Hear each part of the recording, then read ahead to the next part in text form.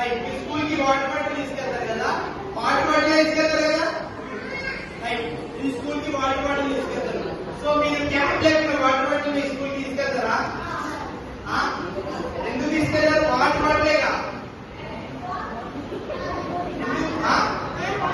ఏమొస్తే cap లేదు, cap over చేస్తా. Water bottle use చేస్తావా? ఎందుకు యూజ్ చేయవు? క్యాప్ దగ్గర వాటర్ బాటిల్ యూజ్ అవుతా? ఎక్కడ పడేస్తాం?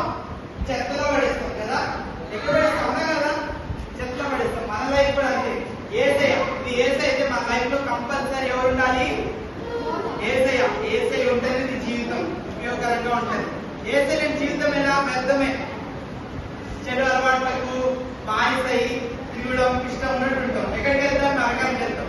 ఏసై. క్యాప్ ఎవరు?